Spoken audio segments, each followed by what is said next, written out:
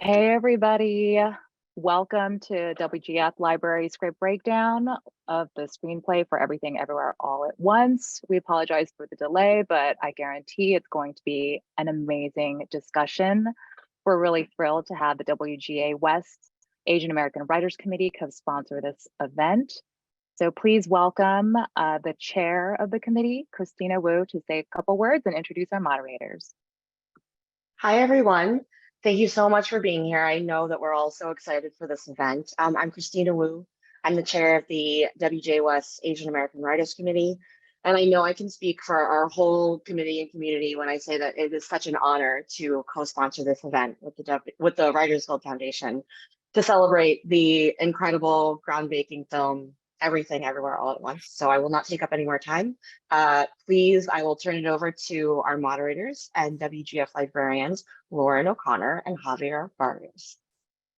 All right. Hey, everyone. Thank you, Christina, and thank you to the Asian American Writers Committee for co-sponsoring this. One of our favorite event series ever, the WGF Library Script Breakdown. I'm Lauren O'Connor. I'm your co-host for this event. And I'm Javier Barrios, and we are the librarians at the Writers Guild Foundation Library.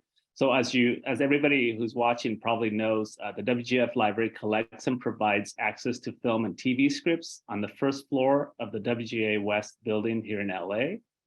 And we're open again, and you should come visit us sometime and read some scripts. Yeah, we'll make sure someone tosses the link there where you can make an appointment.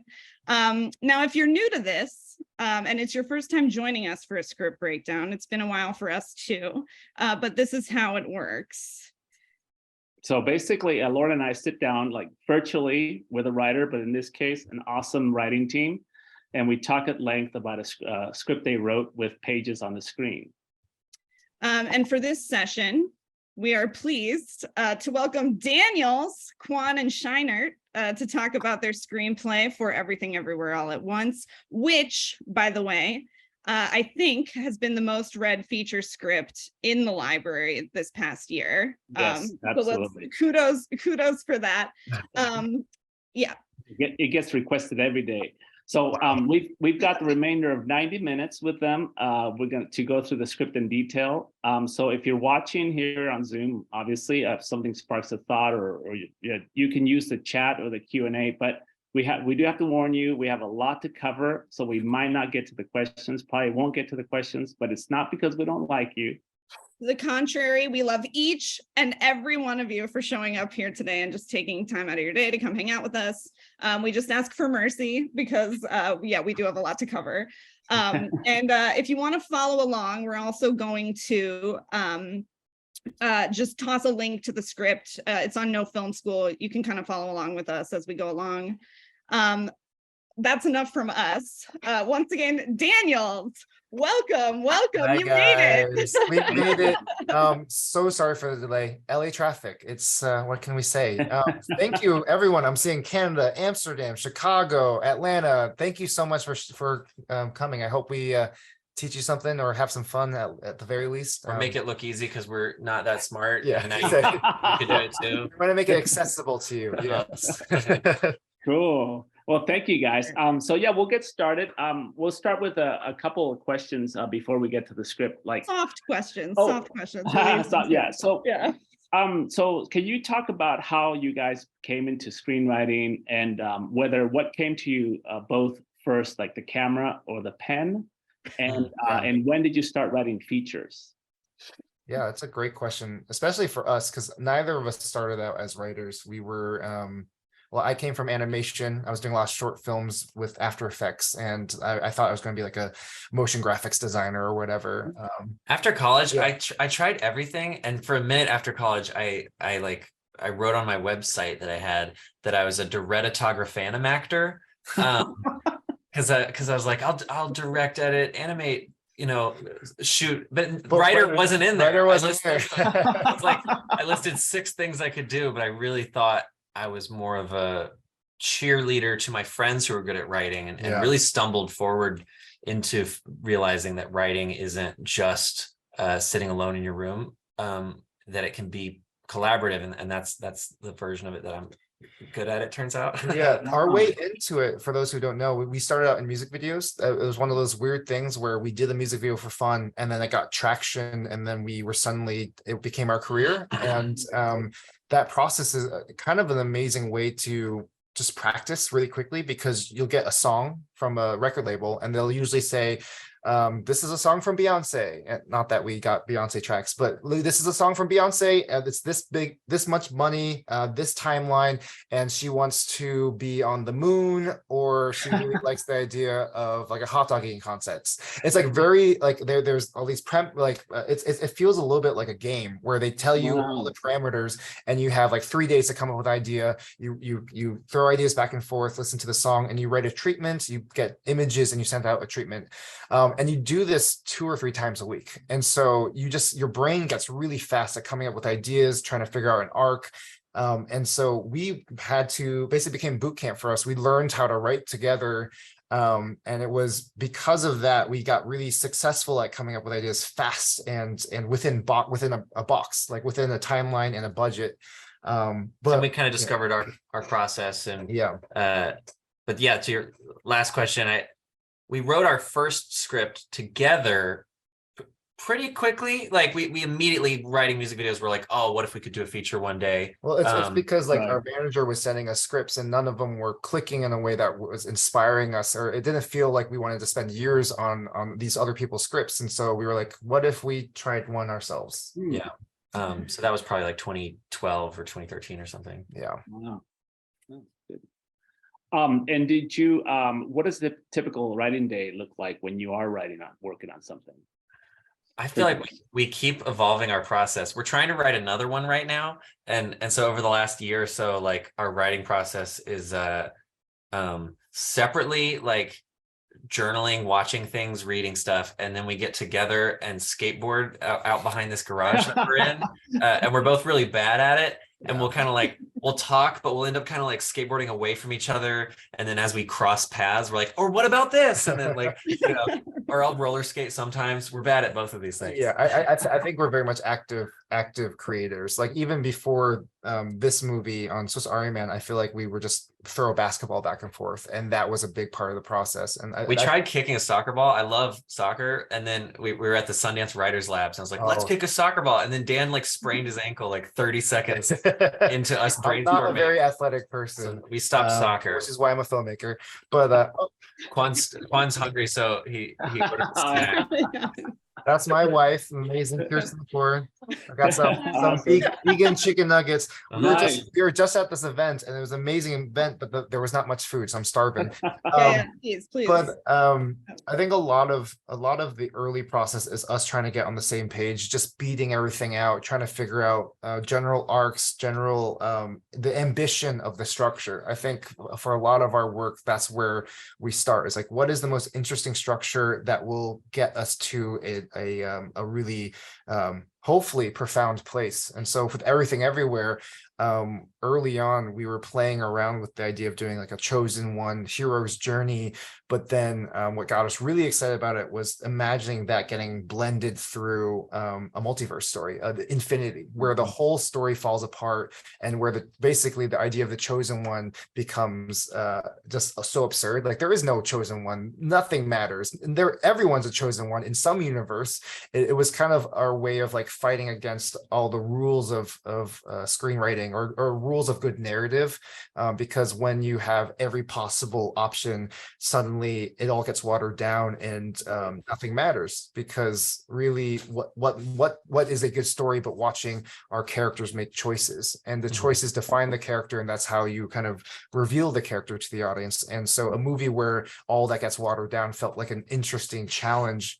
And so structurally, the thing that really got us excited, and the thing that really we butt our heads up against, was the idea that like, could we take the audience and the character to this place of complete nihilism, and then still find a way for them to rebuild their lives and crawl their way out of it. And so that was always, from the very beginning, that was like a structural goal of ours, that we both were like, yes, this is going to be worth years of our life. And then it was so fucking hard. Sorry, I don't know if we're allowed to swear. It was impossible. This is gonna be R-rated. Yeah, sorry, Yeah. just like our movie. But so I think that's where we start, and then from then on, it's just a lot of experimenting. It's a lot of just It's trying. really, Yeah, it's really messy trial and error, and we still don't really have a good coherent process that we can teach anyone. Yeah. I think you probably do.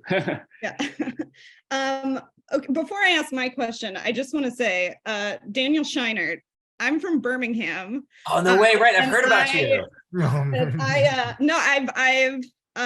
I've seen your movies since, you know, you were making them as a teenager in those like sidewalk, you know, No teen way. Whoa. Yeah, Yeah, I used to intern at Sidewalk. me too.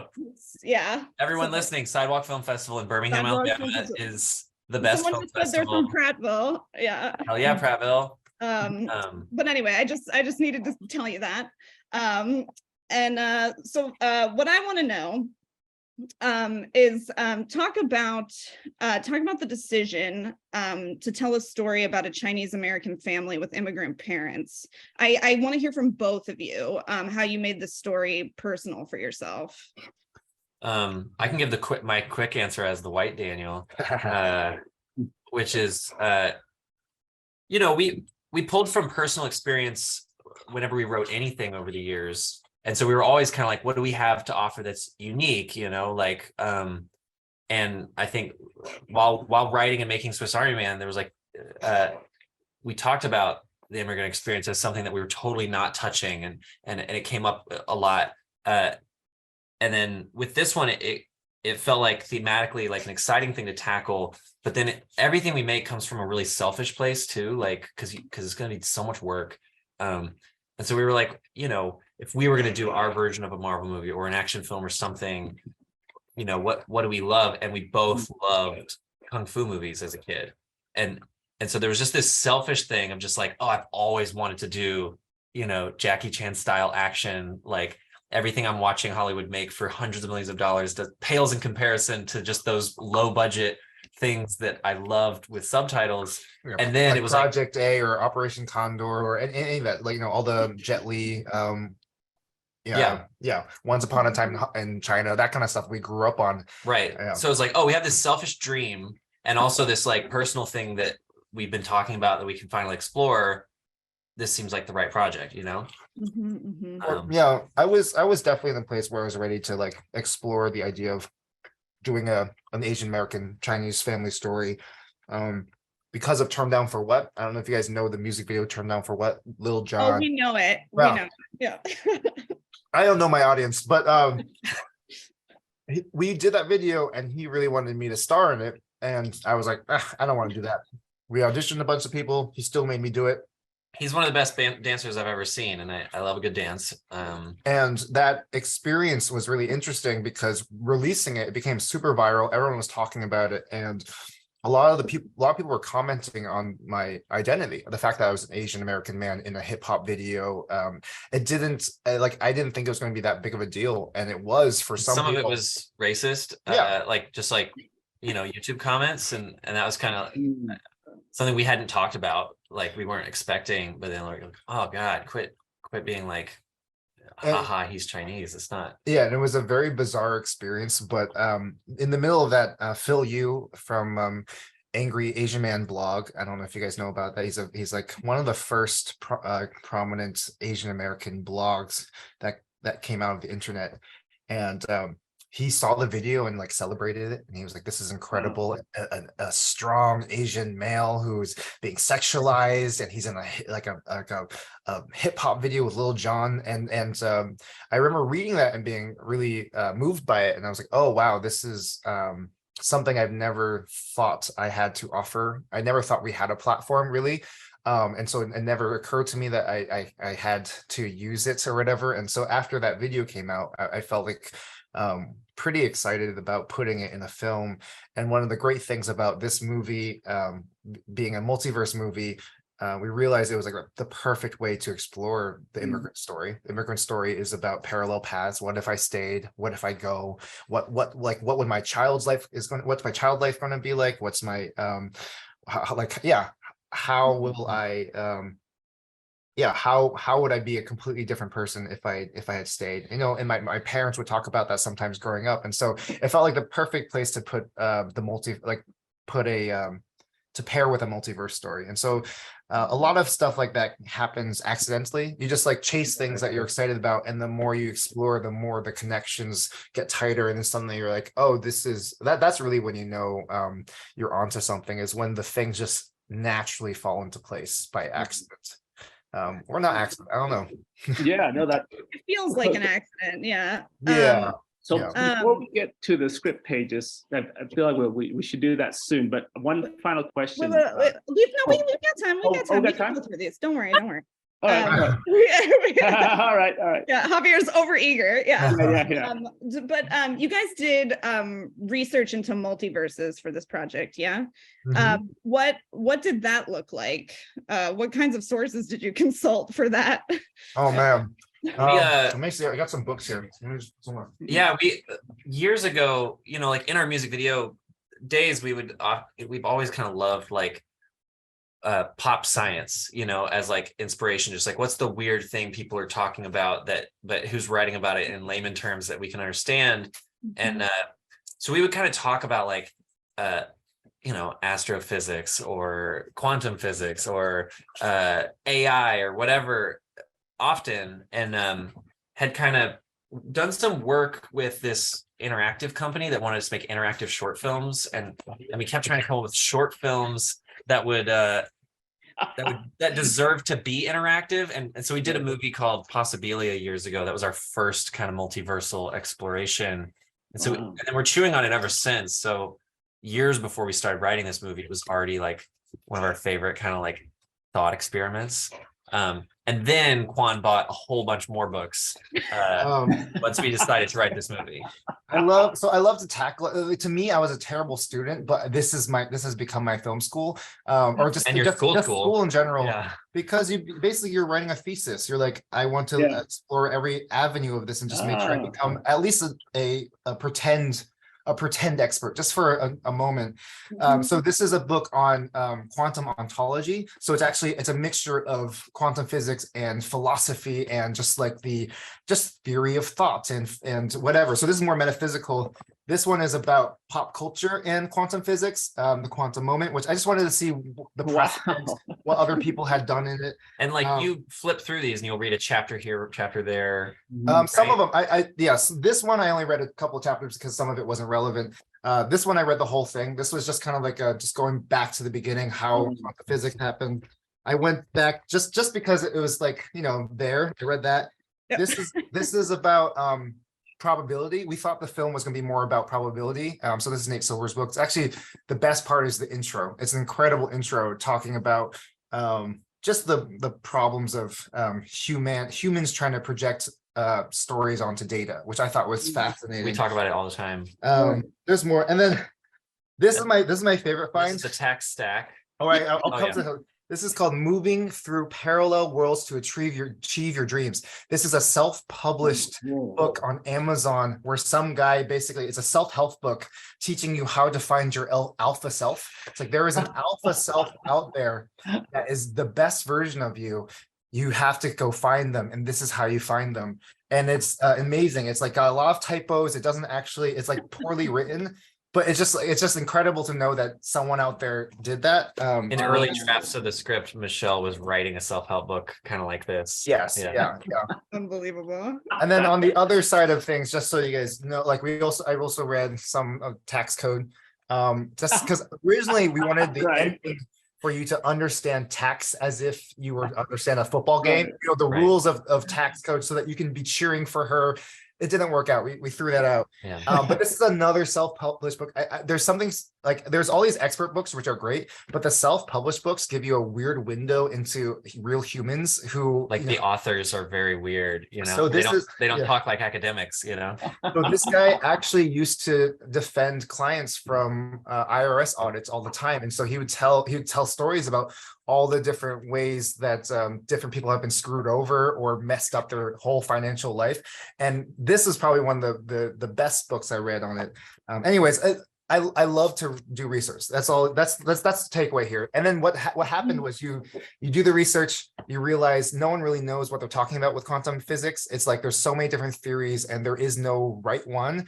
And that actually gave us a lot of freedom, because then we're like, okay, let's throw it all away and let's just write something that makes sense to us, because but with enough understanding that we were pretty sure we wouldn't like brutally misrepresent the science in a way that would set back the conversation, which is always my fear, you know, that like that like movies actually make their audiences dumber or like actually hurt the scientific community. That was our fear, and still is our fear. There's a hotline you can call. I don't know if it still exists. There's a hotline where you can call a scientist if you're a fiction writer of any kind, and you can be like, I need to pick your brain about something. I don't know. So basically, a bunch of scientists put this hotline together so that we've never used it though. So we never used it, but I thought that was really interesting for anyone writing sci-fi. You should look it up.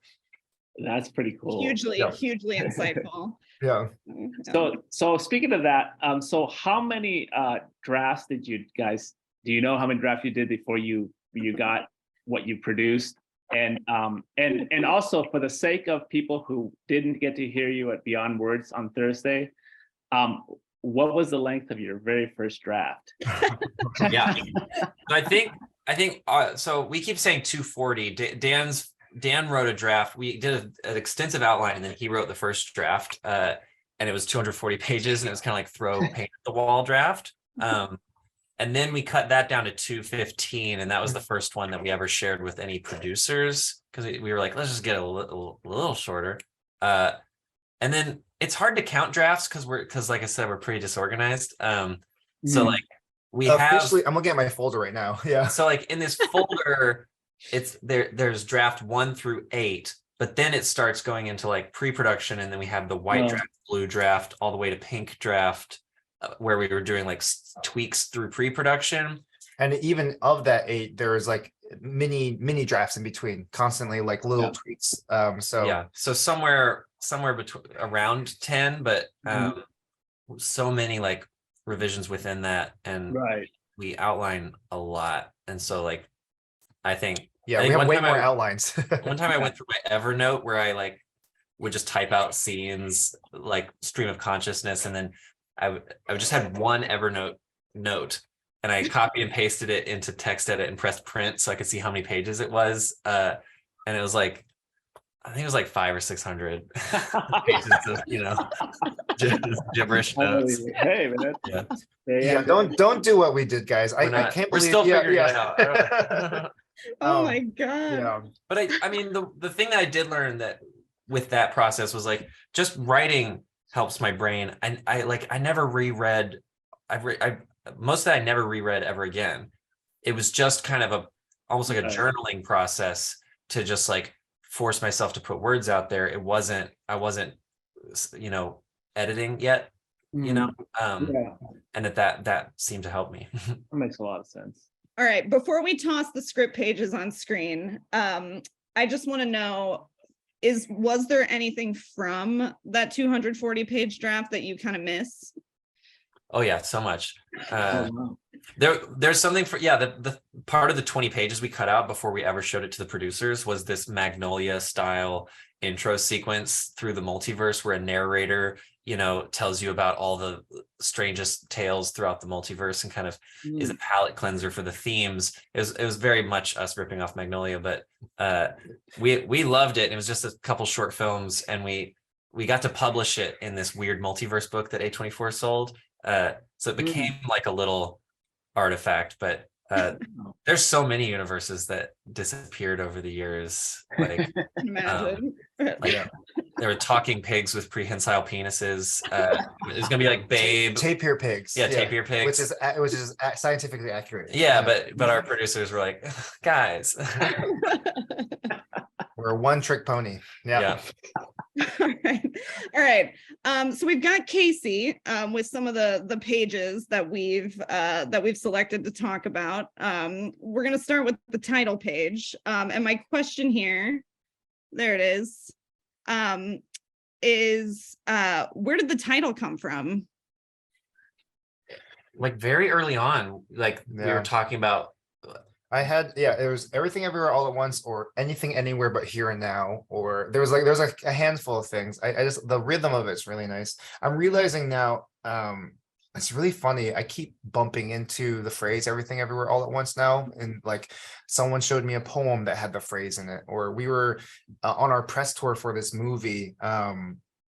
We were at an airport and someone had done a photo, like, you know how they have art in airports. There was a photo series and it was Everything All at Once. It was that was the title of the photo series, and it was literally at our gate as we left. And so I don't think it's that unique of a title.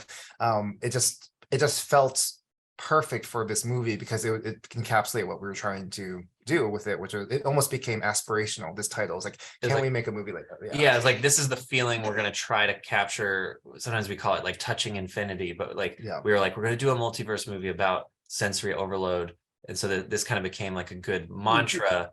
And then in the back of our heads, we were always like, we might have to change it. That's long. That's hard to put on a marquee. Right.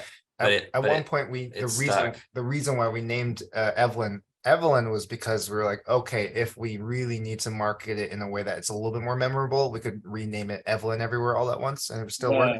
I do like how pretentious the title is now, so I don't. It's the kind of thing where like our manager or our producer would call up an agent to be like, "Hi, I'm calling on behalf of the project Everything Everywhere All at Once." And I remember he said once, one agent like laughed and went, "That's a working title if I've ever heard it." And like when you hear those kind of things, it just makes us like, we got a chip on our shoulder and we're like, we're gonna show you, we're gonna prove you wrong. But you know, we have a little bit of that kind of fighting spirit, and then also just a lot of openness to the universe. If the universe is telling us the title's wrong, we'll change it. But I'm really glad it stuck.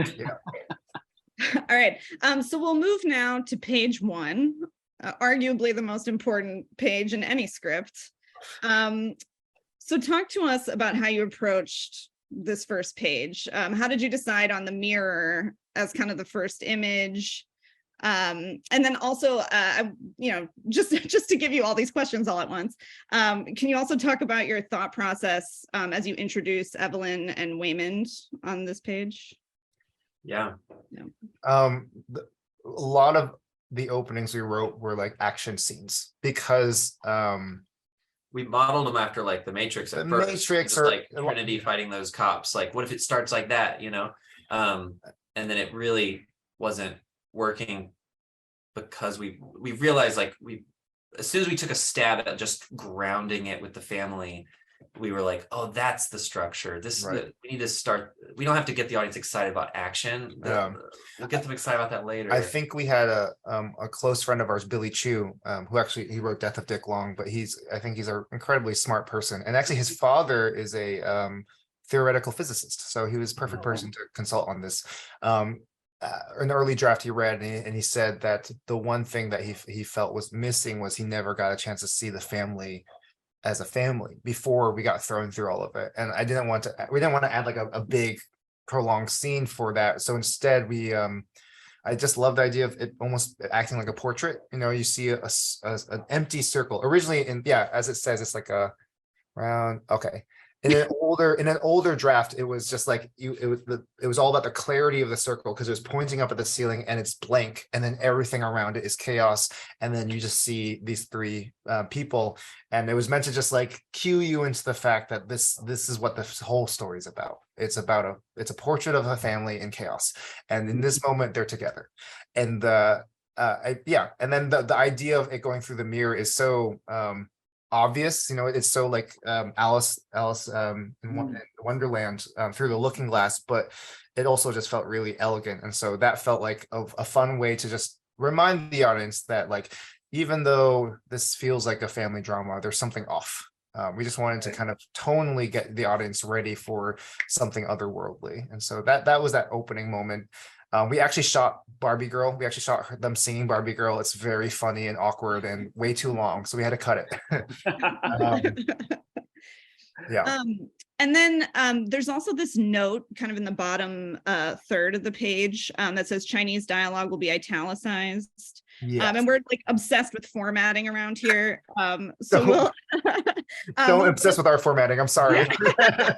let's move to page 2. Yeah. And I just want to talk about the formatting of this dialogue and having it written out in in Chinese and then in English simultaneously. Right. Can you just talk about formatting it that way? Yeah, so originally God. for the first like 7 drafts, maybe there was no Chinese at all. I don't know how to write Chinese. I can understand it. I can barely speak it, but I understand the rhythm of that in a way where I knew how the Chinglish should be played around, like what words should be emphasized in English, which words should be Chinese. I knew that much at least. And so what you're seeing on the right column was actually what the drafts usually look like, which is why we have this kind of annoying italicized whatever thing, bold thing that we're playing with, so that later a translator would know like the intention is for it to be mostly English and switch. Yeah. And then so for some reason we decided to keep it there as an artifact, even though we added the Chinese, and now it just looks like gibberish, but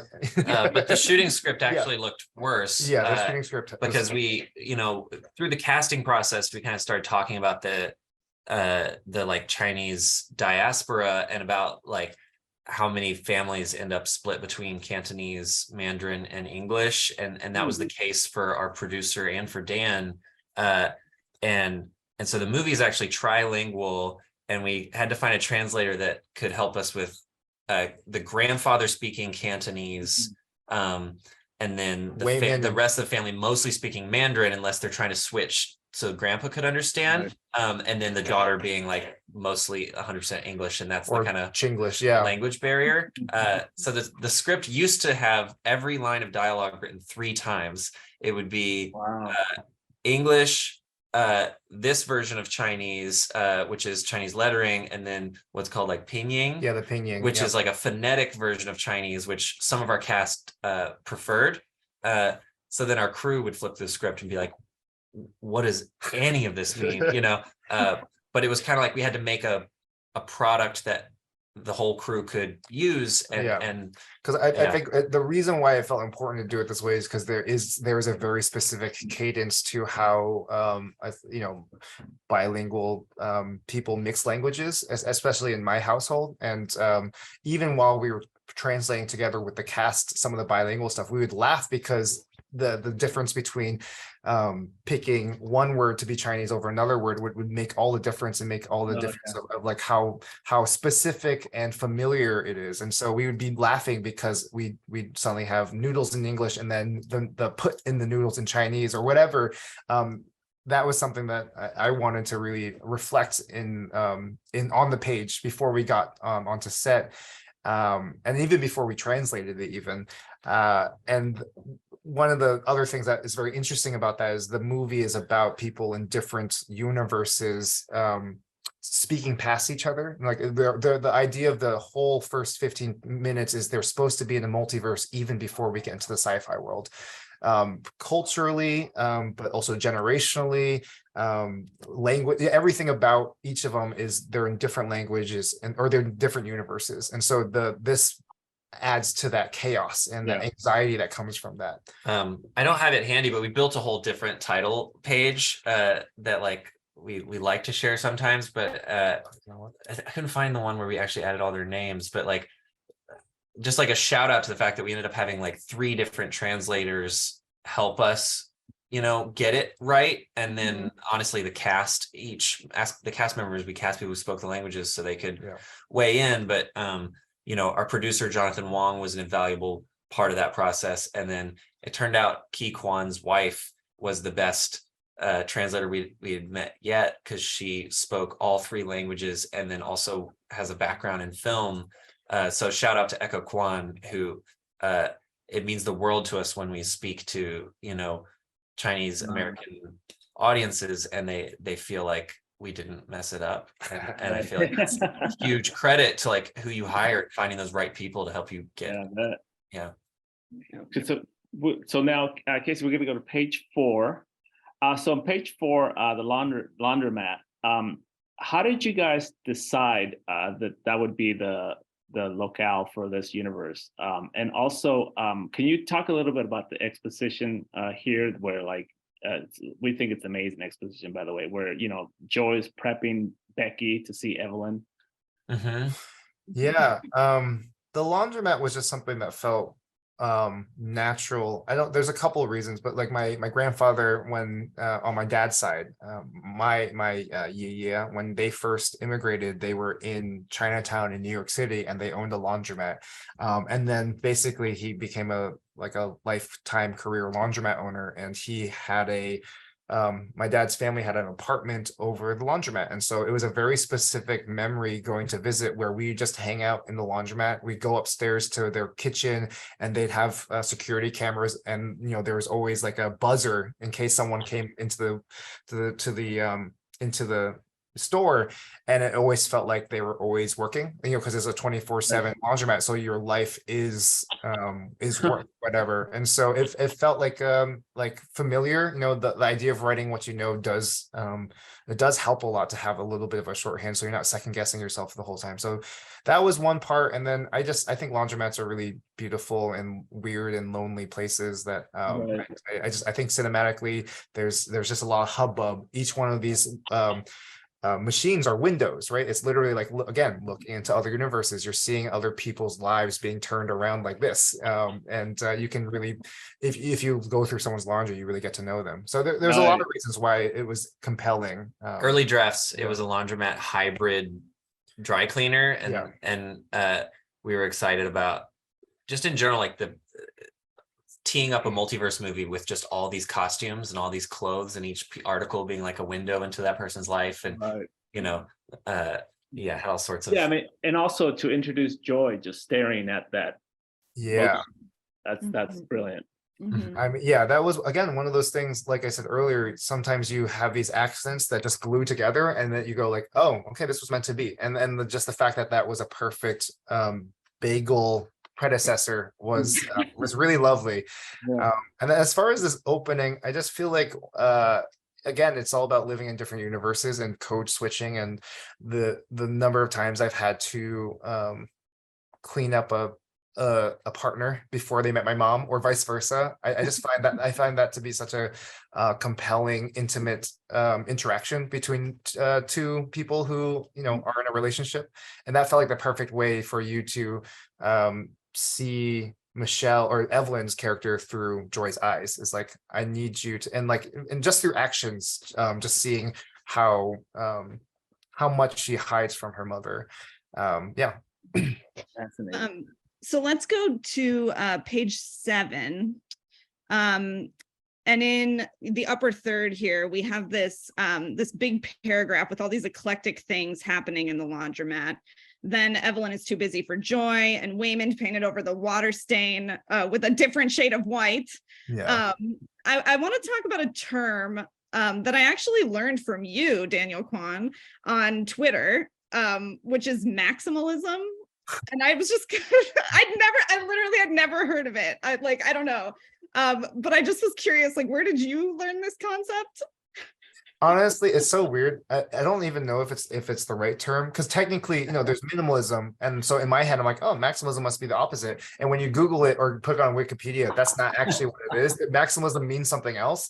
But because language is so, it's a living thing that is constantly evolving, I do think I started to see more and more people use the term maximism in a way that felt right to me, even though technically I couldn't find like real backing of it. And the fact I put that out there and a lot of people responded to it, it felt it's always felt like the word that I've wanted to use to describe our stuff, because mostly just because I'm defining ourselves against all the things we can't do. Minimalism is very difficult for us, especially because there's two of us. Minimalism requires such confidence in the few things that you've decided to put down. Like, my wife is a filmmaker as well, and she is incredible at minimalism. And so to me, I'm like, I'm not that, but maybe maximalism, maybe that's what it is. So I'm sorry if someone out there is like, that's not a word or whatever. It just makes a lot of sense to me.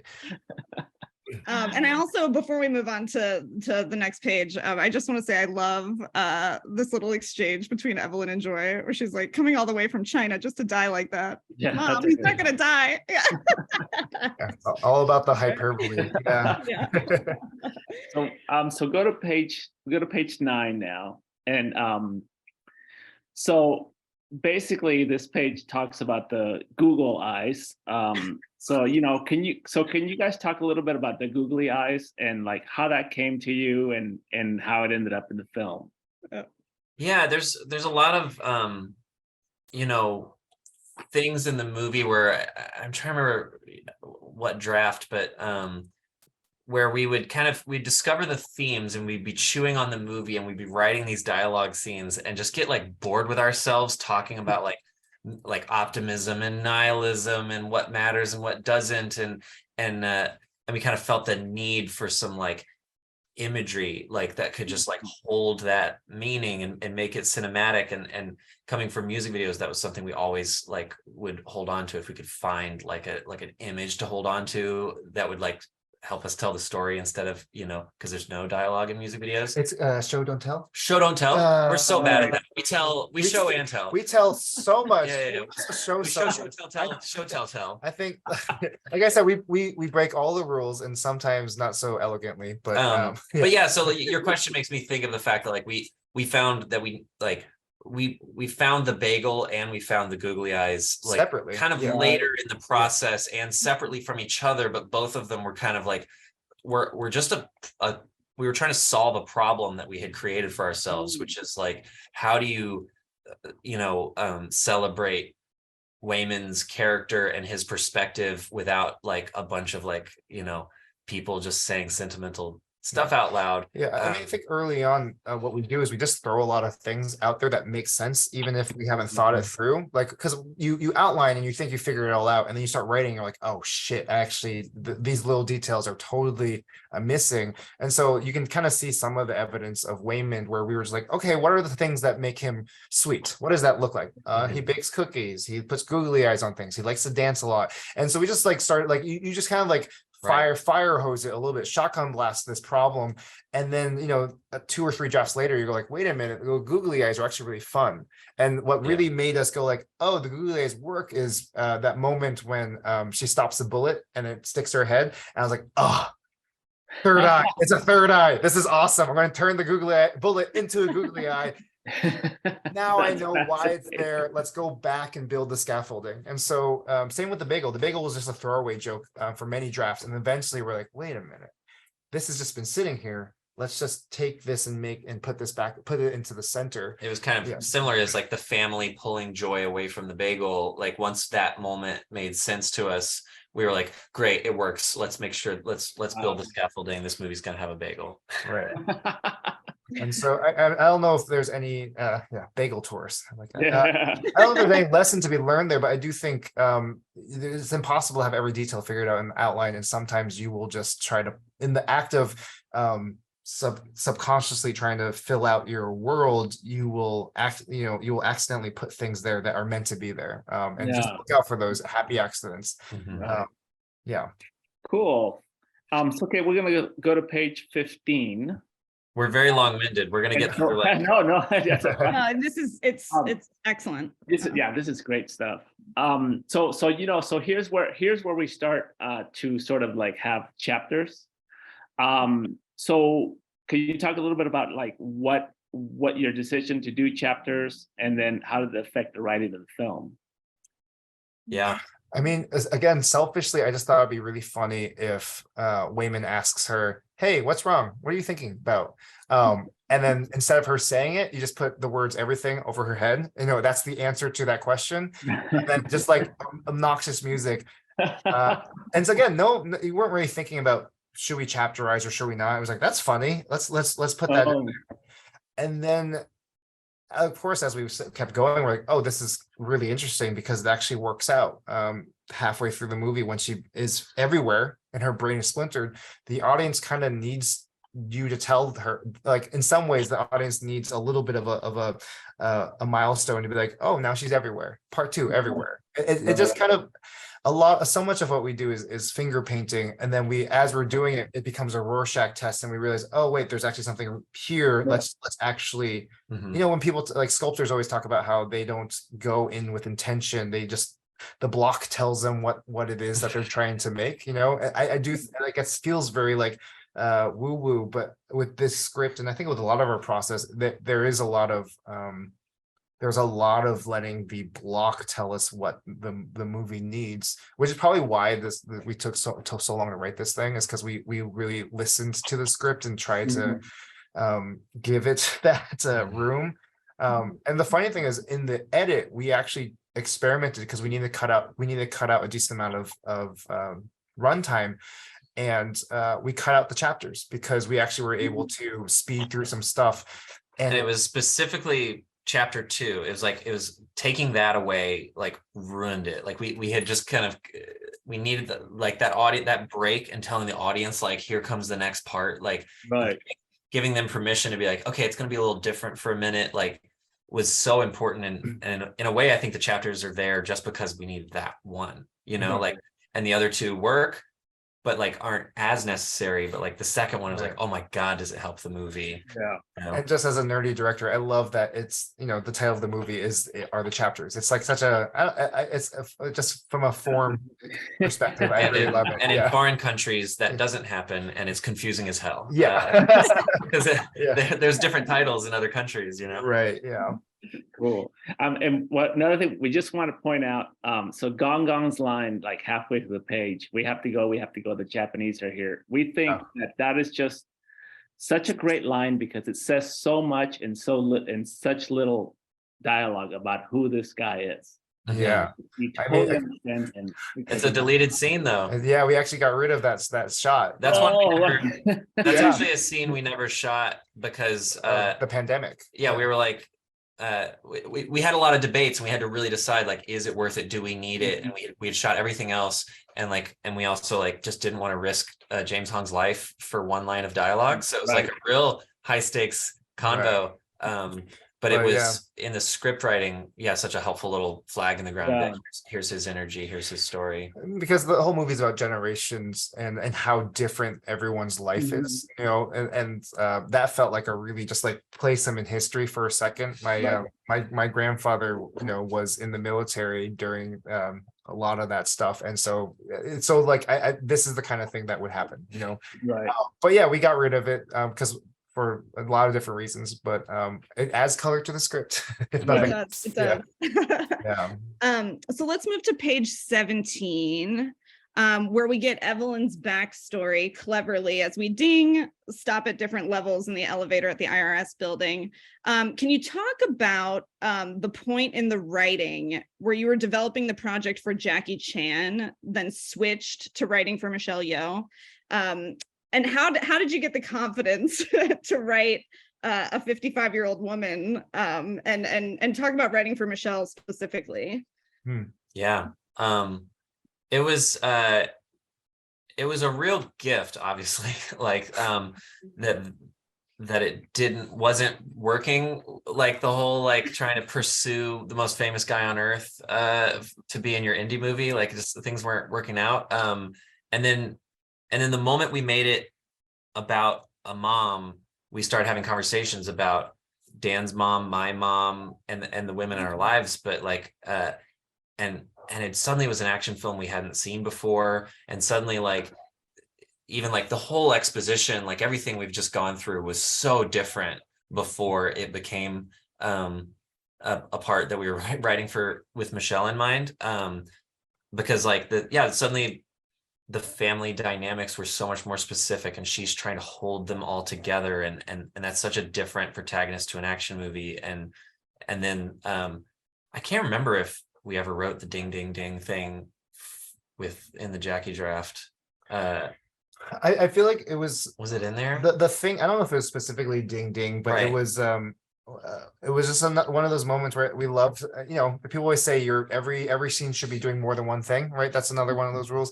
This is a great moment where we realized, we can actually teach the audience a little bit, even subconsciously, how this sci-fi world works of like processing, downloading. You know, it's a very sci-fi setup, but it gave us an opportunity to actually show her life, because they Alpha Waymond was downloading her life so that they could process it through their algorithm to figure out how she should be moving through the universe or the multiverse. So that I feel like that was an early on thing. Totally. But Yeah. I don't know if we wrote it like this for Jackie. And this became such an aha moment. Yeah, because it was like we get to tease the sci-fi of it all around page 17, inciting incident range. And also do like an exposition dump of like, here's this woman, here's her backstory. And almost every vignette we shot like 2 or 3 other things in that location that come back later. And it was, you know, obviously it took several drafts for this to actually, you know, the puzzle pieces to fit, but it became such a useful thing to be like, here's her leaving Hong Kong, you know, later you're going to see her stay. Here's her meeting Waymond, later we're going to see her without him, you know, here's what it's like finding the laundromat, later she's not going to have one, etc. But it really confused our first AD. It's like, do we have to do all this? So let's go really quickly to page 18. And I just want to call back. This is like a really nice callback.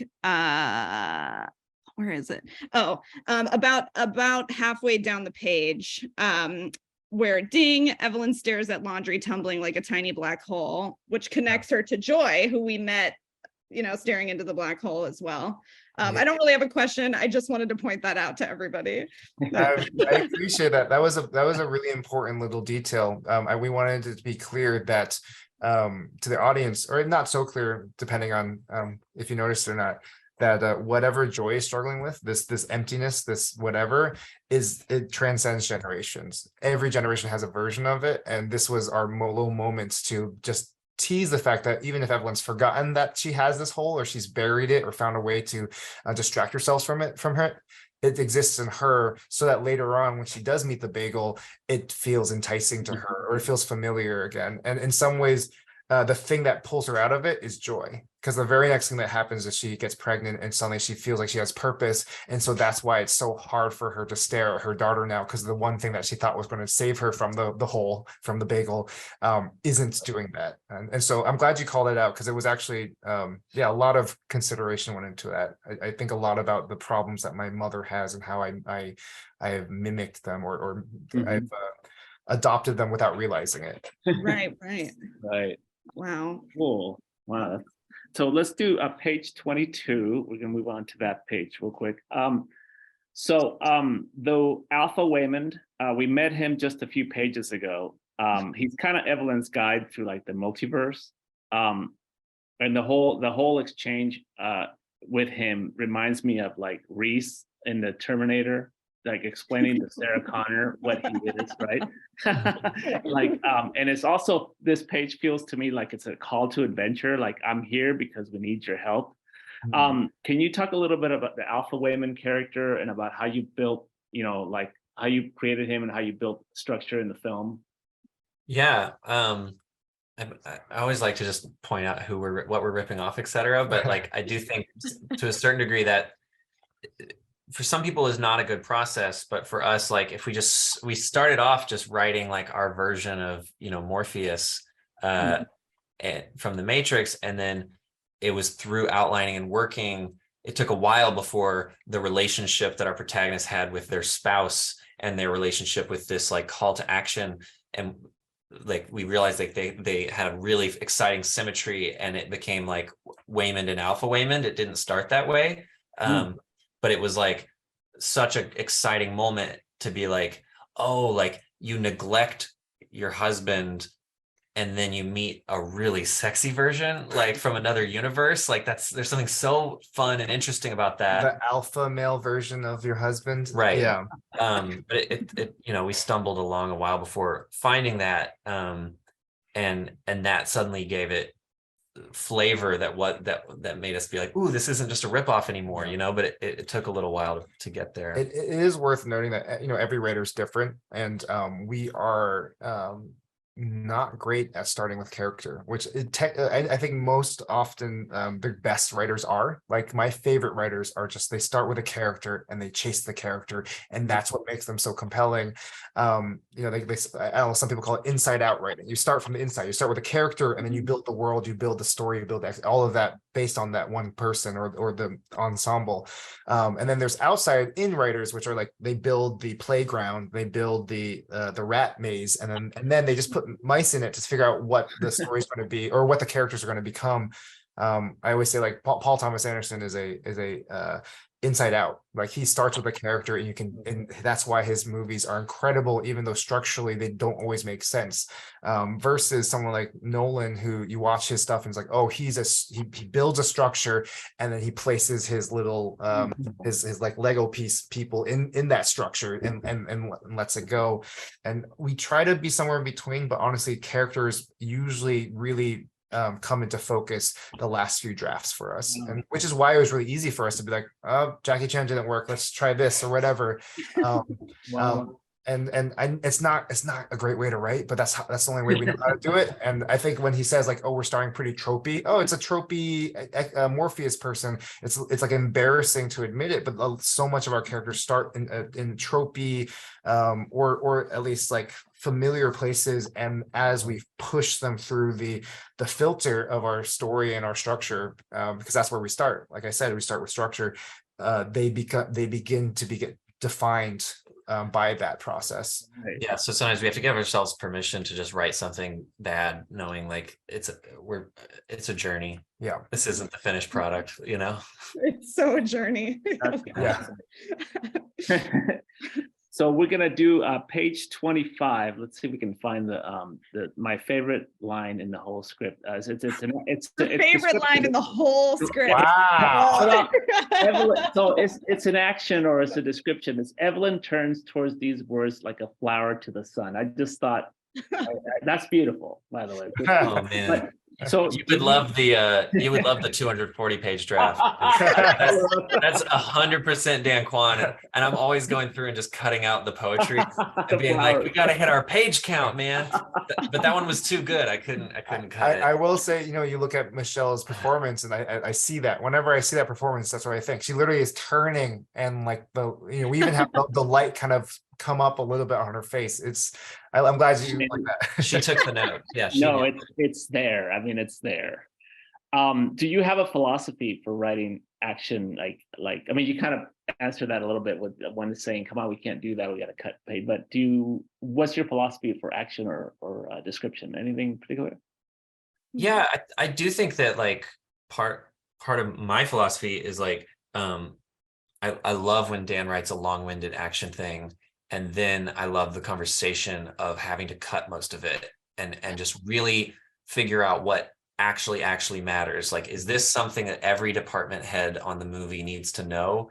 Otherwise, like, let's not get so flowery. And you really start to discover your movie by being harsh, because you have to pick and choose your battles, and you can't, and it's really impossible to make a movie that's ambitious like this if you leave in all the details, because then every department's going to worry about every detail. And if you leave it vague, then the universe will kind of solve your problem, and you'll find the right way to get from A to B without having to prescribe it.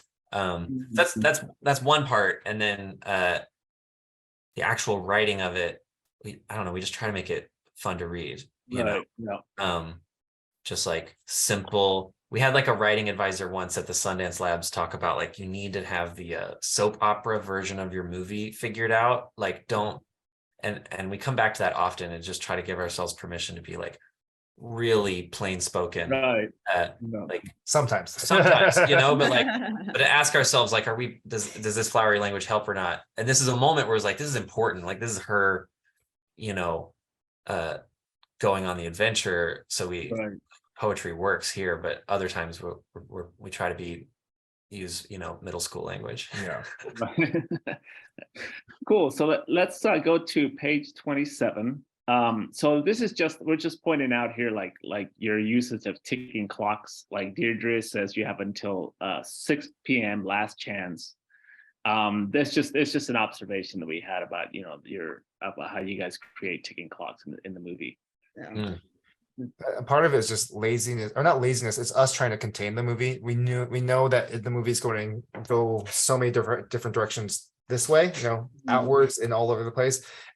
We didn't want to make a movie that took place over months or weeks or whatever, and so we're like, let's just try to make it happen all in one day so that we can really have fun doing all of this. So we're not changing costumes. Again, this is very practical. Just from our director's perspective, if it's all in one day, then we can really push how many universes we go and everything like that. And of course, the ticking, everything with a little bit of pressure is better, especially for a movie like this. Not every movie needs this kind of pressure. No, but like most of our favorite action films are like crazy day, Die Hard, Speed, Attack the Block,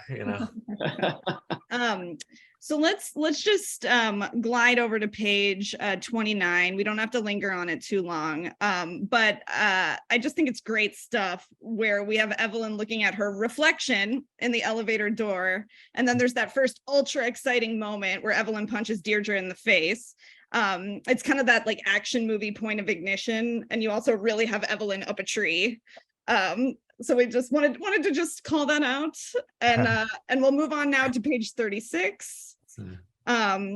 And this, I love this exchange between Alpha Waymond and Evelyn that explains how the multiverse works, and she's just totally focused on her taxes.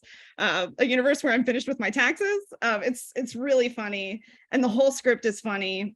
Can you talk about that's another deleted joke though? That's another one to cut out of the movie. It doesn't matter. We're about the script here. Yeah, I know. I think it's good. I think it's good to look at stuff that maybe didn't make it. It's us too. Like it was important that we share the full draft, because I like when I read screenplays, I love comparing, and so we consciously kept stuff in, but like it's an example of like I love that joke. What a darling we had to kill because the movie was too long. But can you talk about humor and where you find that when you're writing?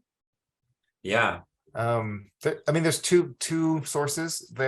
This moment it's a character moment, where because you understand the character, you laugh because only they would say that, and that was really easy once we realized this movie was going to be about moms, specifically immigrant moms, because immigrant moms are like this. They are because they have to be. They are focused, they are candid and harsh, and they know exactly what they want, and they have to be bullish sometimes. Every mom's different, obviously, but like my mom and a lot of aunts and people that I knew growing up were like this. And so this is funny because anyone else would be thinking about the multiverse, and of course my mom would just be concerned about taxes. Like, wait, how do we use this to manipulate the taxes? And so there's the character source of humor, and then there's just the absurd humor that we have throughout the film, which is more like meta humor or cosmic humor. Just the idea that we made the movie itself is funny. The fact that we made Michelle Yeoh put on hot dog fingers and dance around with Jamie Lee Curtis is like funny on like a more cosmic level than it is in a literary, character level, if that makes sense.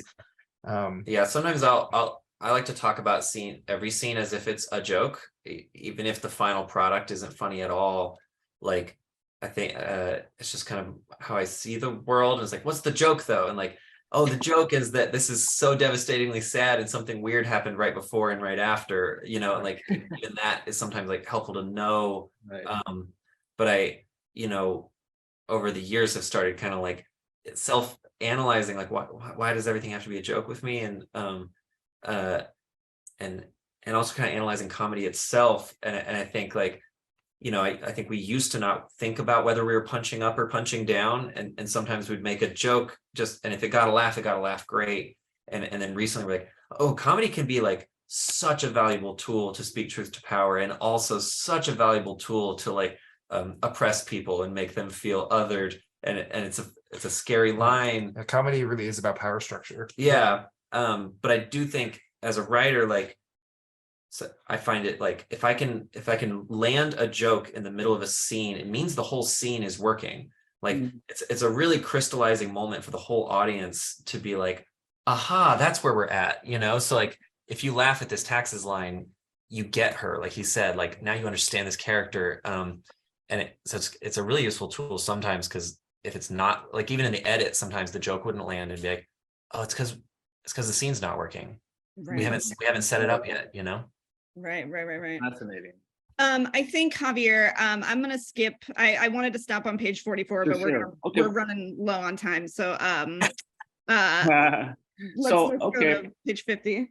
So yeah, let's go to page 50. So on page 50, so I love this part. This is because with a single tear suspended on Evelyns' cheek, right, it's somewhere in this page. I can't find it. I don't know if Right there. Okay, yeah. This is a great payoff to Waymond and Evelyn. They broke up just moments ago, and what I like about it is that it feels like this is the first indication that at least in my opinion, that I get that she might not be as happy, even if it's the movie star universe, like as she will figure out that she's happier with Waymond, you know, and I feel like this is kind of like a seed. And then at the bottom of the page, I love we get the first introduction to the bagels. But not a question, but just more of a comment. Yeah, I forgot we included that in the script. I forgot it was in the script. So yeah, when we were shooting that scene, we were like, oh, there's bagels here, and we like or no, it was because they eat the bagels later, so we knew. But it was only on the day that we put a bagel right in the foreground of the shot, and if in the finished movie, there's like a big sound cue as we pan past a bagel and then reveal our actors, and it's like a really silly foreshadow joke. So page 52, just want to point out the stake raising here. You could die or worse. He tells her that, and let's see where is it. See if I can find it in the page. But right in the center. Or you could die far worse, right in the center of the movie. Can you talk a little bit about building stakes in the movie, while at the same time with all the moving parts you have at this point, like making sure the audience understands like what and where you are, you know? Yeah, it was. We watched a bunch of movies and had endless conversations about like, how do you do exposition? Like, how much do they need to know? We would sometimes get notes back in the development process where people would want something explained, but then we would realize explaining it actually hurt the movie because 30 minutes later, Jobu shows up and says nothing matters and all that exposition was bullshit. And you don't want the audience to feel like they wasted their time trying so hard to figure something out that wasn't meant to make sense. And so it all became about emotional sense, you know, like, and raising the stakes, I think falls under that umbrella often, just to be like, how much do the characters care? What do they care about? And if the audience gets that, they do not need to understand the technology, you know, or the names of things or etc. And this scene actually was one that we hit our heads against a lot in the edit and ended up adding some additional dialogue and stuff so that you could have a flashback and see Joy turning into Jobu. Because I mean, all of that dialogue was in the script. We didn't show it. It was all just them talking. We actually went back and like shot it, and so you could actually see it happening. Right. So you see Jobu, and I think we tweaked the final line. Like, what does she want? Right. And she says, "I don't know, but she's looking for you." Because that was like at the end of the day, that's all that matters. And like we were constantly trying to figure out like how confused is too confused for our audience, because the whole movie is like basically like we make them more and more confused and then break their brain. But if they got too confused too early, then it's like, oh, I hate this movie. You know? that is a good tip, like dialogue tip, like whatever, like people gloss over a lot in dialogue, especially the first time you watch it. Whatever's the most important thing, put it at the end. What is the monologue? Is that like Robert McKee? That's McKee. Yeah. That's and even to like the sentence structure, whatever's the last word in the sentence, even you should be like, what is the reveal? You know, what is the reveal? What's going to stick with them? It's a very strange. And it's for speech writing too. Yeah, exactly. Good for speech. You want to have like an applause line during your, Right. or whatever. Wow. That's fantastic advice. So we're gonna move on, Casey. We're gonna move on to page 62, and then you'll always wonder what we'll ask you about the previous page. So on page 62, the hot dog universe, which we love, hot dog fingers. So how did this come about? I mean, I know you guys talked a little bit about, about creating different universes, but can you talk about this one specifically? Yeah, I mean, I think you can see our music videos and short films. We just came up in body humor, and it's a very universal language. It's a very YouTube friendly, because everybody understands a body humor joke. But it was again later through multiple drafts that we kind of had a series of problems that needed solving, that we kind of returned to the hot dog joke, which started just as a joke, and the universe itself started to take shape because we needed Evelyn's least favorite universe. It's gotta, so we're like, it's gotta be gross, but she also has to be like dating her least favorite person on earth, and then like it was going to be a goal to make the audience love that thing by the end of the movie and love absurdity alongside Evelyn. And so it was an empathy challenge. You gotta give your character challenges that keep growing and growing and growing. And we thought it'd be really fun if one of the biggest challenges at the end wasn't beating someone like the big bad up. It was actually a giant empathy leap for her. Yeah. So like I honestly never thought squirting ketchup and mustard into each other's mouths was funny. I was like, I don't know. But the idea that was going to be beautiful by the end is what actually made me laugh. And so this whole thing was kind of designed with that end in mind. Like, this is going to be beautiful later. And we would tell the actors as well on the day, like, this isn't just, a Family Guy joke. This comes back and it's going to be beautiful. We're also just really consciously, speaking of structure, consciously making sure that every universe she jumped to got progressively further away. And so the first one, she literally goes to the closet. Yeah. The next one, she goes to the universe where she's at home. The next one, she goes to the universe in which she's a movie star. The next one, she jumps to a universe in which she literally, the human anatomy is different. And it keeps getting more and more further from the universe she's in until she lands in a universe where she's a rock, where there is no sentient life anymore. And so this is just a progression of that, which I thought was very fun.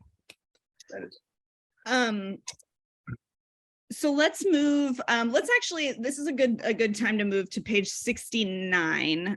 I pulled out 64 and 65, but let's talk, since we just talked about the hot dog fingers, let's talk about Rakakuni. Where did Rakakuni come from? And it was like draft one. It was always there, right? Oh yeah. I sometimes tell people, like, it's so weird to see an audience laugh at a joke that we came up with in the winter of 2016. Oh whoa, it took a minute for this joke to land. But I'll try to be short, but our producer, Jonathan Wong, was like a big part of this process. We worked with him for 10 years, and his dad, Alexander Wong, famously loved movies, but could never remember the names of them. And so John has like a list of all his favorite, dad versions of movies. And so early on, we started kind of kicking around, like, what if we had a joke like that, but then we actually went to that version of that movie. And this became our favorite one. It actually ties back to that first page where she's talking about taxes in the universe. Like, yeah, but is there a universe where I don't have taxes? One of the lines he ends with his monologue with is, if you can imagine it somewhere out there, it exists. And that was the setup for this moment.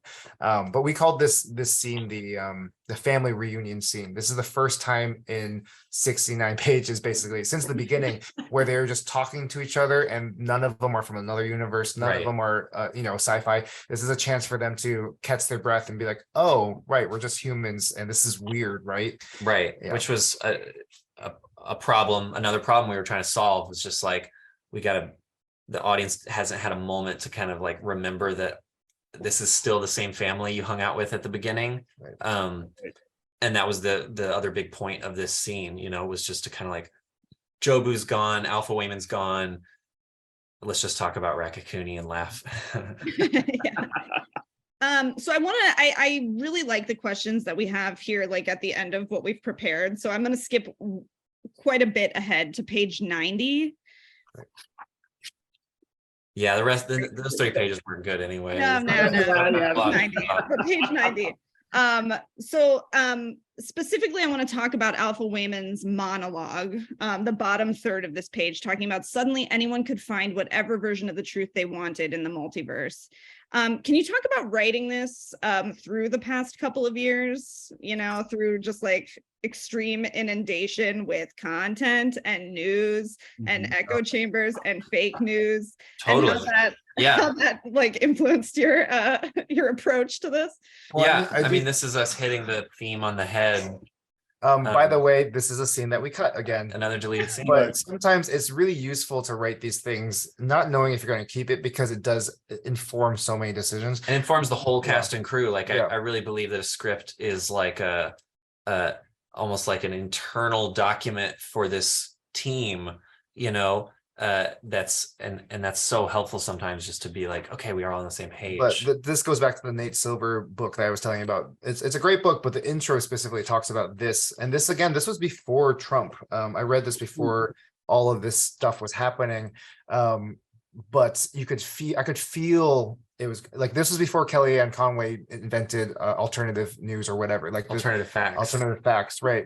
But you could already feel it happening. And in the opening, he talks about how one of the ironic things about data is sometimes the more data you have, the easier it is to be wrong, which feels like a contradiction, but it's because you can circle anything you want to, any bit of data you want, and say like, oh, you're basically confirming your own reality or whatever.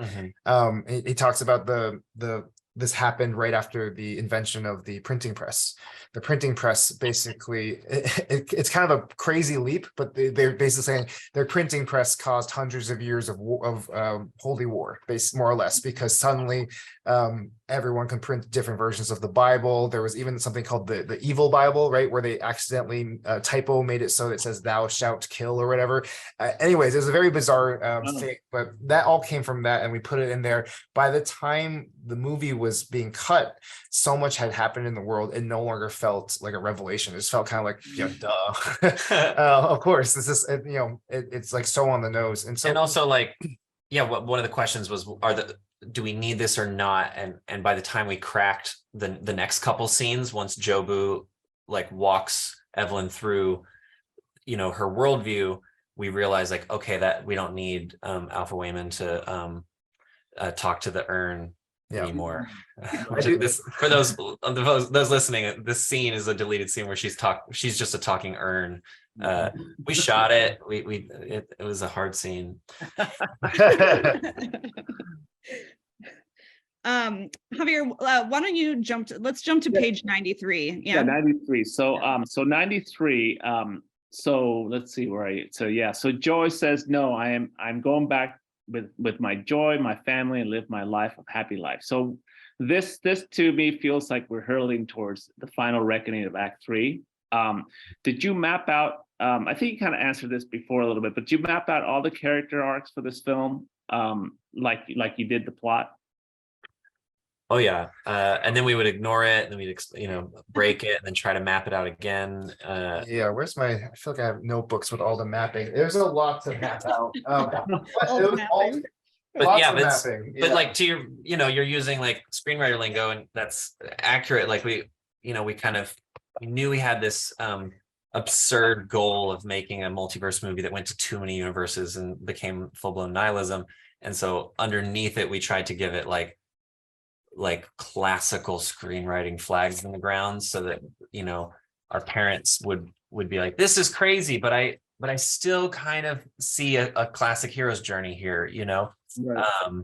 And so that was hard at times, and we had to go back and completely rethink big chunks of the script in order to make Evelyns' journey hit somewhat traditional, right, marks, because we wanted her to hit rock bottom. Rock the bottom. bottom of the second act or whatever. man. We had to tee it up and get her to rock bottom at the right page number. which actually, so if we go to page, do a nice scroll from pages 99 to 100. It talks about, I think this is the rock moment. So please, oh my God, rock bottom. right, and then let's see, if you can keep going, Casey, to 100 slowly, I guess. Elegant scroll. That's what we're going for. So yeah, so please talk about, like, what were you going for with the rock, with showing Evelyn and Joe as rocks?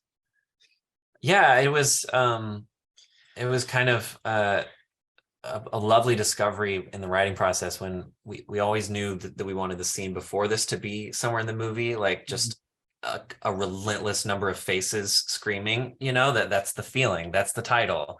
And then when we got pretty scared of like how that's going to make the audience feel, it gave us permission to kind of invent the most gentle, boring, simple slideshow of a scene, knowing that like the audience is going to like need a break.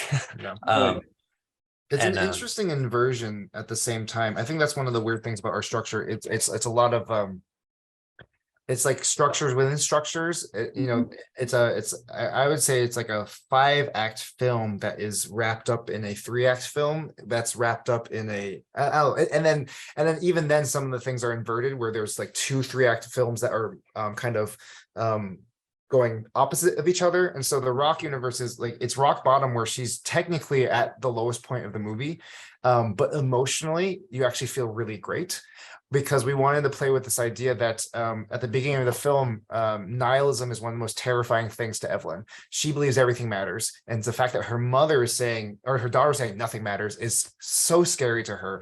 And this is the moment where she hits rock bottom and believes that nothing matters, which on her time, on her personal story, arc, that would be rock bottom.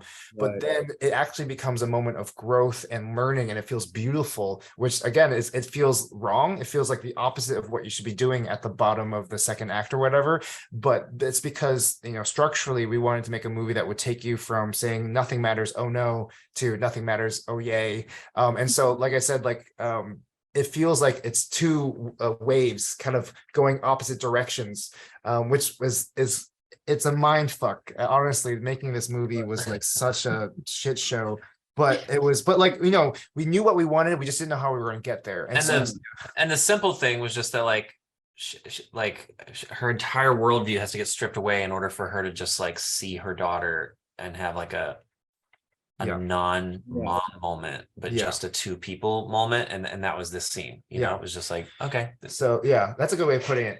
Jobu's this is Jobu's goal. Her goal is to find a person a version of her mother who sees what she sees, eye to eye. And so in this moment, this is a victory for her. She's finally seeing a moment where, you see what I see, nothing matters. This is a victory. But in Evelyn's story, this should actually be the bottom. She's lost, this is, and it's a very bizarre thing. And I think that's why it's I don't know, people were very affected by this in theaters, and we're very proud of this scene. It's very weird. We didn't know if it was going to work. The other little anecdote I'll throw out is we were afraid that it'd be boring without voiceover, and Michelle Yeoh was like really anti-recording any voiceover, and she was like, it should just be subtitles, but I'll do it for you, but you're wrong. And so we recorded some, but then the first edit, we didn't put the voices in. We tried subtitles first, and she was right, you know, but like she read it and was like, this should be silent, just wind. It's a Zen rock garden. And that was, we held on to that. All right. So we've got to let's in a few minutes, let's just kind of like wrap it up. Let's go down to 119. I'll kind of fill everybody in. I remember 118 being the word. We had Jobu about to leap into the pit of the everything bagel. There was like a nice emotional payoff where Evelyn admits this hard truth that she prayed Joy wouldn't end up in aimless and a mess like her. She does what she couldn't do before. She introduces Becky to Gong Gong as Joy's girlfriend. And then on page 119, he does something unexpected and says, girlfriend, all right. There's this beautiful imagery with the whole family working together to drag Jobu away from the bagel pit. But let's go to the 120 and give us, Casey, the slowest, most elegant scroll possible here, because this beautiful exchange between Evelyn and Joy, where Evelyn finally sees Joy. And I want to know anything you can tell us about what was writing this scene like, and how and where and why. I mean, this one was interesting. At one point, it was actually at a wedding, which felt like maybe too over the top. But the bones were always there. I think in some ways, like we're genre filmmakers and we like to think in terms of genre. And so this one, we started with the idea of a rom-com. Rom-com finales are always the final speech is always, they start with the neg. They're like, I hate you, you're the worst, you make me cry, blah, blah. So why do I love you so much? But it felt like really good for this movie in particular, because that is how Asian mothers show love, is because they care so much about you. They will over scrutinize you and they will tear you apart because they want you to be the best version of you, because otherwise they're afraid you're not going to survive in this country. And so I think it felt so. I think some audiences who aren't familiar with that kind of relationship are really off put by this. They feel like, oh, she didn't learn anything. She's evil. She's still being an asshole. She called her fat again. And I just wanted to turn this into a more complicated version of that moment. And so she's able to say all those things in some ways to come down to Jobu's level. Jobu is saying, Jobu, it's basically she's saying nothing matters. You suck. I suck.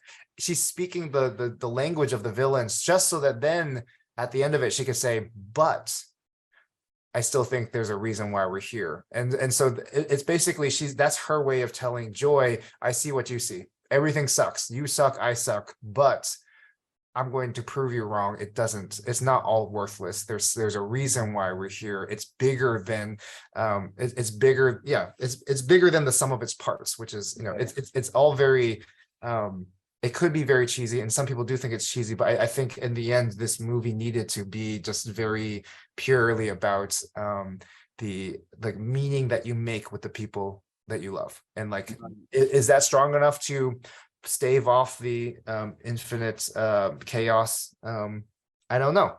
I think that's something everyone has to kind of make a decision on for themselves. And in this movie, we wanted to make something unapologetically optimistic and beautiful despite all of that. So all right. We've got like 2-3 minutes here.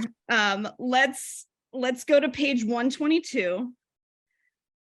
And I just want to point out in the bottom half of the page, just this where everything is just so overwhelming and chaotic and so much. We just finally get to see Evelyn kind of living in the details and every little piece of the moment, the stray hairs, the flicker of the neon lights, the sound of the highway. And I just love that so much. And I wonder if you were kind of like building toward that intentionally, where everything kind of stops. Totally. Yeah, we kind of again, we have these like empathy challenges for ourselves of like, we're gonna make the audience feel something by the end about taxes or about hot dogs and mouths, and we kind of figured out early on that like we had to fall in love with the normal laundromat universe by the end. Like we had to go on this fun adventure into fantasy land, but that ultimately it's a movie about learning to love right here and now. I think we both read some like mindfulness literature over the years that kind of influenced the movie, and like have some therapists that deserve, thank yous. But yeah, so it was we were just really excited to write this in there, that like that's where Evelyn's at, that after all this distraction, she can just kind of finally focus her attention right here. and we shot a bunch of stuff, and at the end of the day their faces were enough. And kind of like there were a lot of insert shots of like, look how beautiful the here and now is, but like it was kind of unnecessary once we kind of had those performances. Great. Okay, so this last question for you guys about the whole script in general. Quan wants to show off some of his diagrams to you. Yeah. No, let's finish with left. please, Okay. please. Were you many times not at all overwhelmed, confused, and and when you did get lost, how did you find your way back? I would say like 95% of the time it was like a lot of confusion. I always the way I put it is it feels like we're drowning in our own ideas. I think one thing that I realized was like there's a print on my wall by this artist Akira Manabu, who is a Japanese painter, illustrator, and he does these incredibly ornate, complex paintings, illustrations. They're murals usually, and they're so mind-meltingly detailed that when you zoom in, you see worlds within worlds within worlds. But then when you zoom out, you can just say, "Oh, it's a tree." "Oh, that's just a wave." "Oh, that's a house." Yeah. And I realized, okay, that's what we're doing. When you zoom out of our movie, it's a family. This is what it's chaos, is chaos, of chaos. And when you pull out, it's just family. Sorry, the name is Akira Manabu. And the specific painting that we loved was, there's one of a wave. It's called For Token, and it's this beautiful wave. And I just felt like, oh, this is the feeling I want the movie to convey when we saw that painting. Yeah, my brain also goes to like, it's a movie about being overwhelmed and about trying to focus on the things that matter. And there was a very like therapeutic meta narrative of our personal lives. There's a reason we picked this project, because I think we needed to learn the lessons of the movie. And so that was really lovely, because it meant when things got hard, it was research. It's like, I really can't figure it out. I said, I wish I had an answer to this, I'm sorry, I've been looking down because I've been looking through my notebooks trying to find because you're asking how much of the These structure. are so crazy. Well, I'll start like just with a really simple thing. This was just like the very initial sketch where I'm like, oh, we want to start simple and then keep going. It's just like a really basic, okay, this is like motive, like just something we were trying to do. And then we were trying to do something where you could see how they were all connecting or whatever. So again, it's like 5 acts, but then there would be acts within acts. And then but then like, and you can kind of see it's like this is the fighter universe: opera, science spinner, chef, Pinky. My handwriting is terrible, I'm so sorry. Wow. And we tried every version of things. This is like one of those like circular character maps. Each one is each color is a different character. So just trying to be like, oh, this scene connects to this scene. This is important to set up that scene. You start here. This is 0 at the runtime. And you go all the way to the end of the movie.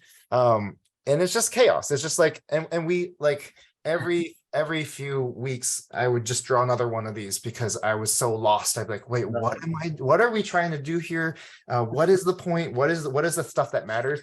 So like if you go through my thing, it's just like every couple of weeks I have another diagram where I'm just like, okay, what's this week's map, I think I was just writing little like 1 to 5 page outlines constantly. And just being like, I just want to do a linear, what's the latest arrangement? Does it sound like a good movie or not? Right. Outline. And I don't think I ever drew a chart. I'm a big charter. Everything is charts. Everything is just kind of like fantastic. Every page is just this. You have to donate that one day to it. No, it's incomprehensible. All right. Well, we unfortunately are out of time. But my God, this was like the greatest thing ever. I agree with everyone in the chat, which is just popping off right now with the thank yous. And this was wonderful. I can't catch up. People talking about group hugging. I'm glad you guys come on. Trauma bonded, maybe. Guys, thank you. What an honor. Fantastic. Thank you for having us. And, good luck with everything you've got coming up. I know everyone here is rooting for you. And, Daniel Scheinert, Sidewalk Forever. Alabama Pride. All right. Thanks, Thank you everyone. guys. for Thank you so showing much up. for listening. Thank I hope you. good luck with your Fantastic. scripts. Good luck, you guys. If you're drowning in your own Oh, ideas right now, And thanks for signing your scripts, by the way. Oh, yeah. The script is signed and they wrote messages in the light. So come read the script in the Signed library. copy in the library. Get right. over there to read it. All Good right. luck, everybody. guys. Thank you so much for your Round of time. applause. Bye, everybody. Bye.